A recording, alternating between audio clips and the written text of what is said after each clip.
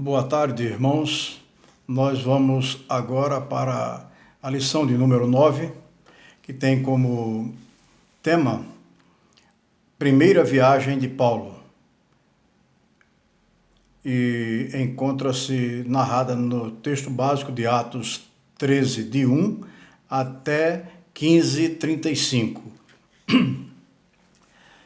Em sua primeira viagem para divulgar o Evangelho, Paulo e Barnabé saíram de Antioquia, onde os seguidores de Jesus foram chamados pela primeira vez de cristãos, dirigindo-se primeiro a Chipre, onde Barnabé nasceu e foi criado, e depois à Ásia Menor, a Turquia moderna. Foi um período marcado por confrontos, perseguições, milagres extraordinários, muitas conversões e intensa ação do Espírito Santo na vida dos servos de Deus e através deles. Analisando os fatos narrados por Lucas, percebemos o Espírito Santo guiando a igreja em suas decisões. A igreja de hoje também desfruta da presença do Espírito Santo. A primeira viagem missionária de Paulo os reserva algumas lições que, uma vez observadas, poderá nos levar a decisões sábias e a uma boa colheita de almas para Cristo. Nós vamos agora entrar no momento de analisar os fatos narrados na nossa lição. Quanto ao envio de obreiros, do capítulo 13, de 1 a 12, nós vemos e entendemos exatamente algo como que nós vamos falar agora. O padrão do primeiro século não pode ser esquecido. O que vemos aqui é um alerta para que a igreja hoje, quanto ao envio de obreiros. Este padrão deve ser levado muito a sério. Eu vou explicar um pouquinho daquilo que eu entendi. Este padrão refere-se ao envio de obreiros para missões. Mesmo encontrando na Bíblia algumas exigências éticas, morais e espirituais para quem deseja trabalhar na obra de Deus, percebemos que ainda pagamos um alto preço por conta de precipitações e equívocos na escolha e envio de obreiros para a obra missionária. Também para o exercício do ministério na igreja local e diversos outros envios. Devemos atentar para como funcionou no primeiro século. A igreja orou e jejuou. Como eu disse no estudo de sexta-feira passada, a obra é do Senhor. É Ele quem convoca e capacita o chamado. Foi exatamente assim em Antioquia.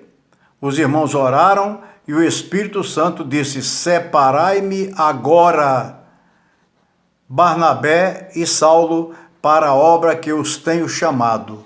Só após o Espírito Santo chamar,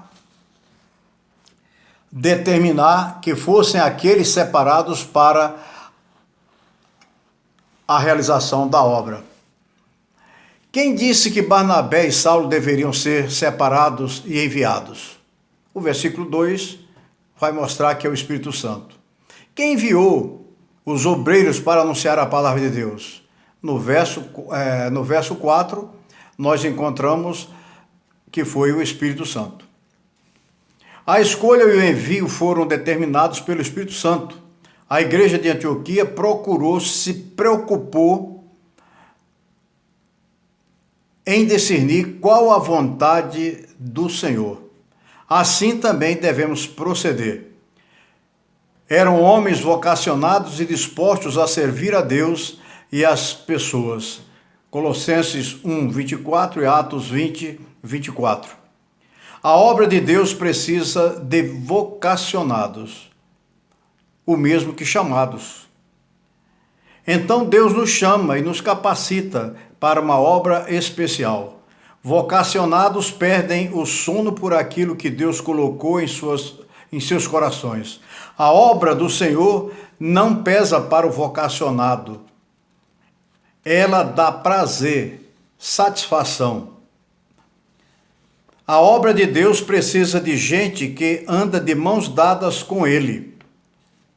O valor do vocacionado não é medido pelo grau de instrução ou de qualquer outra habilidade, mas de suas próprias experiências com Jesus. Atos 4:13, 1 Coríntios 15, de 3 a 8. O pastor da Igreja Comunidade Willow Creek, nos Estados Unidos, nos auxilia com seu testemunho. Diz ele: quando sinto o amor de Deus, quando o Espírito Santo borbulha no meu espírito, quando tenho longas conversas com ele durante o dia, ouvindo seus sussurros, tentando estar na sua presença, receptivo à sua pessoa, quando de fato mantenho um relacionamento conectado com Deus. Essa é a dinâmica que mais reabastece a minha vida. Que palavra fantástica, que testemunho de um servo de Deus. A segunda parte da nossa lição, nós vamos tratar de quanto à resolução dos conflitos que aqueles servos de Deus enfrentaram naqueles tempos. Atos 15, de 1 a 35, vai nos dar esta informação. Ao lermos esse texto, encontramos alguns problemas. Alguns ensinavam aos gentios, novos convertidos, que se não se circuncidassem não poderiam ser salvos. Vejam que diziam segundo o costume de Moisés. Está escrito aí. Leia direitinho para ver. Eles dizem que é segundo o costume de Moisés. Não dizem que foi uma palavra de Deus para com os homens. Desde quando os usos e costumes salvam ou mesmo salvar alguém? Quem salva é Jesus Cristo.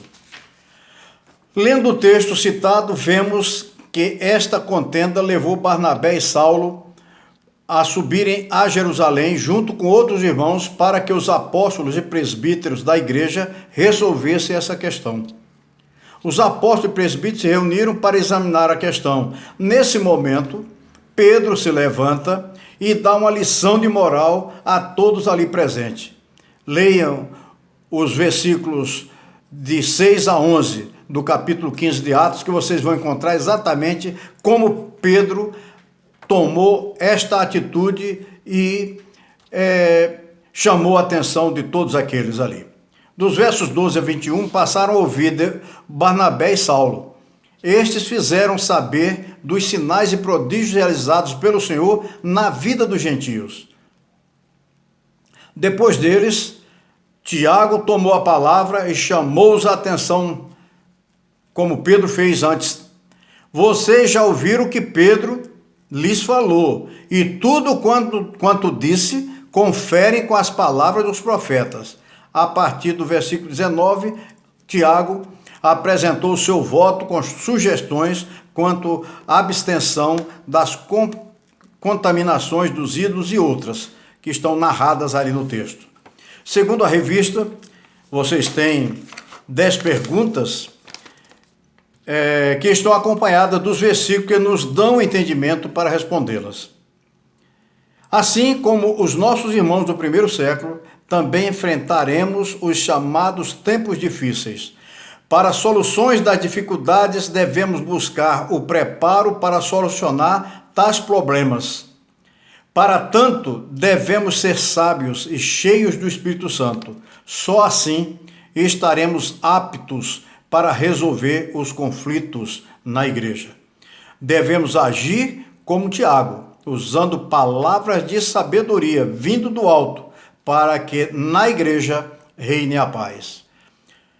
Não nos esqueçamos de orar uns pelos outros e seguir a escala de oração constante no nosso grupo. Peçamos a Deus para abrir o nosso entendimento. Que Deus a todos abençoe. Até a próxima sexta-feira.